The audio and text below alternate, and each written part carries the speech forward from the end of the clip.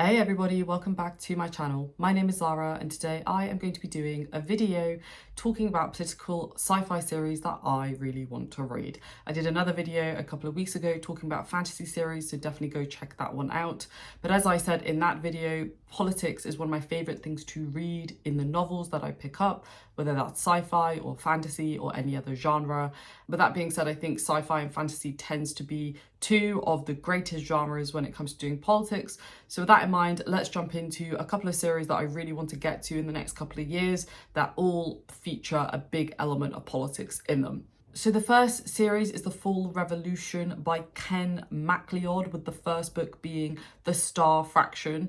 This series I think was written over like 20-30 years ago, and it is focused on a near future Earth that is splintered into micronations where radical ideologies are tested in real time. There's AI, biotech, revolution, and lots of leftist and libertarian philosophy clashing against each other. I mean, that just sounds absolutely incredible, doesn't it? And the reason why this series appeals to me, if it wasn't obvious, is the fact that it's practically designed for readers who are interested in political theory, which I very much am. MacLeod isn't afraid to throw Trotskyists, anarcho-capitalists and religious technocrats into the same sandbox and watch them fight or cooperate. From what I've read, he treats ideology not just as window dressing, but as the engine of conflict. I'm particularly drawn to how MacLeod dares to explore failed utopias and half-working systems that still seem better than what we have. Plus, whose politics aren't just dystopian fear-mongering, they're genuinely speculative. He's asking the question, what if revolution actually won?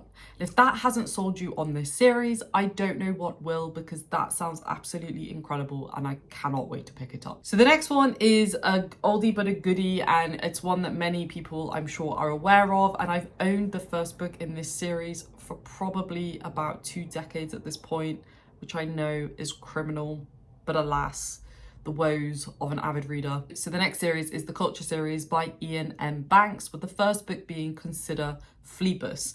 I know some people recommend starting with The Player of Games, but that's kind of up to you to decide which one you end up picking up first. And this is a post-scarcity anarchist society called The Culture, run by benevolent AIs, which happens to explore and interfere with other civilizations, asking huge moral and philosophical questions. And the reason why this series appeals to me is that I think, you know, a lot of sci-fi warns us about power or imagines a kind of neutral utopia.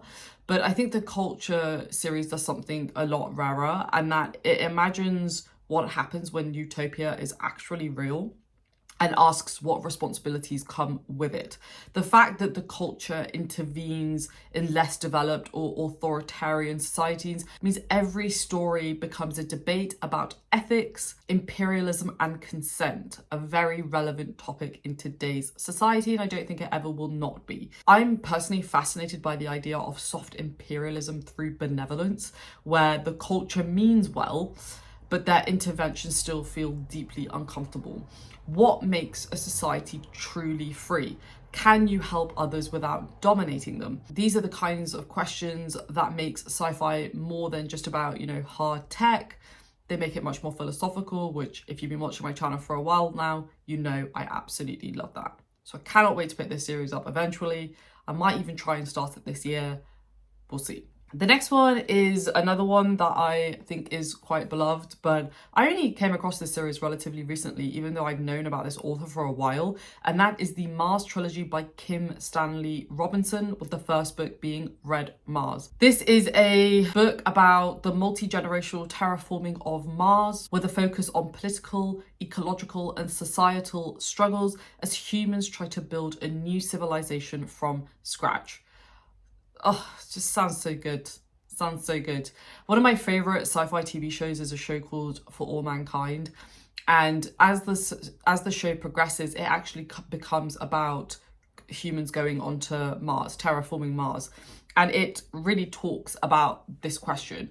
And so I love this as a theme in one of my books, like how do you build a society from scratch? In my research, when I was looking into the series, this seems like it might be one of the most grounded sci-fi series on this list. Robinson dives deep into the mechanics of how societies form, who controls land, who makes laws, how revolutions unfold, and ties it all to real world scientific theory. What grabs me is the way he links physical environment to political ideology. Do we terraform Mars to make it like Earth, or do we preserve its alienness? Do we recreate old systems or invent something radically new? I want to see characters clash, not just over what kind of governments they want to build, but how that government changes as conditions on Mars change. This is very much huge in scope, a slow burn. It really uses systems level storytelling that scratches both my political and nerdy itches.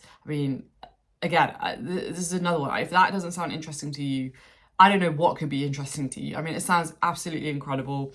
And I think this is one that I'm definitely going to try to get to this year. Then we have one that I have actually talked about before in my channel, but I do want to mention it for good measure. And that is the Varosen Saga by Lois McMaster-Bujold, who's one of my favorite fantasy authors of all time. And the first book is Shards of Honor. Though there are multiple ways that you can actually read that series. And this one follows a character who goes by the names of Miles Varosen, who is a physically disabled nobleman in a very rigid militaristic society, as he navigates space politics, war, diplomacy, and family legacy across dozens of interconnected stories. I think this is like a 10+ book series. Really is epic in nature, and while on the surface it might seem like a traditional space opera, what I think is really appealing about this series is how Bujold uses very character-driven storytelling to interrogate political systems. Miles' home planet, I think it's pronounced Baraya, I think I said that wrong, but his home planet is a feudal patriarchal society that is struggling to modernize. And watching Miles, who is both privileged and marginalized, maneuver through this world while questioning its values lets Bujold explore change from the inside, which I think is really interesting. A lot of political series are like new people coming into an old, already set system, but Miles is already within this system and he's showing change from the inside. I'm especially intrigued by how the series evolves from military adventure to thoughtful political drama. I've heard that as the books progress, it really gets deep into the politics. It looks like a series that understands how identity can be both shaped by and in conflict with national identity, which is something you don't often see tackled so gracefully in sci-fi. I have heard many people rave about this series, and I really want to read it just because I think seeing it from the inside is going to be particularly interesting. So yeah, I can't wait. This next one, and this is the penultimate one, I'm kind of cheating because this is actually a standalone, but it is part of a bigger universe, and that is Saitine by C.J. Cherryh. And this is part of the Union Alliance universe. And this is set in a futuristic authoritarian society where the cloning of political and scientific elites raises complex questions of identity, freedom, and social engineering. I am really interested in the concept of like social engineering, bioengineering. So this is one that really kind of particularly scratches that itch. And this seems like one of the most philosophically intense books on this list. It's not just about politics, but about the manipulation of people at the level of psychology. I love the idea of a society where the ruling class essentially breeds its own successors through clones. What does that mean for individuality, free will, and consent? The political setting is authoritarian, but stable, and Cherryh explodes how such a system justifies itself. I'm interested in how this book treats the long game of ideological indoctrination, not necessarily as something that is done with brute force, but through conditioning, nurture, and education. From the outside, it promises complex character arcs where politics is literally in the blood. Oh my gosh, series sounds absolutely amazing. Cannot wait. Cannot wait. And then the final series on this list is not exhaustive, just to be very clear, but these are the ones that I really want to get to sooner rather than later. So the final one on this list for now is the Baroque Cycle by Neal Stephenson, with the first book being Quicksilver.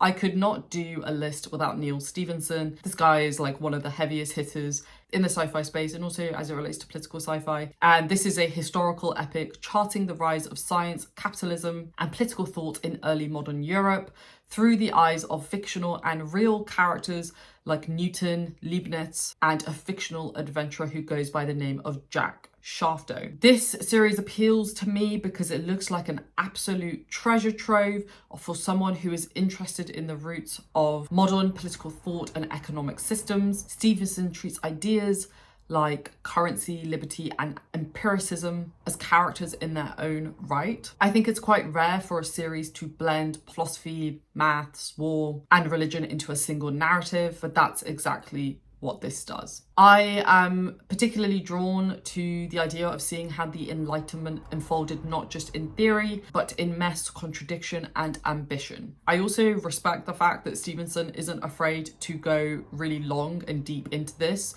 Like, if I'm going to invest into a series, I want it to really challenge me, and from my research, this seems like that sort of series. So I cannot wait to read this. I have read one of Stevenson's other books. I think it was Snow Crash, if I remember correctly. I think that was Stevenson. But I read it many, many years ago, but I do remember really liking it. So this is one where I have actually read the author before, and I'm really excited to pick up one of his meatier series. So that's it, folks. Those are the political sci-fi series that I really want to read in the coming year or two. Let me know down below in the comments if you've read any of these, either whether that's one book or the whole series. But I'm really curious to hear from folks who have read these series or part of these series. And what are your thoughts? Let me know if you haven't and if you're considering it, or if there are any other sci-fi series that have a strong element of politics in them that you're planning to read this year or next year. I'll see you down below in the comments, folks. I hope you like this video, and I will see you in my next video. Stay safe as always, take care, and I will see you very, very soon. Bye.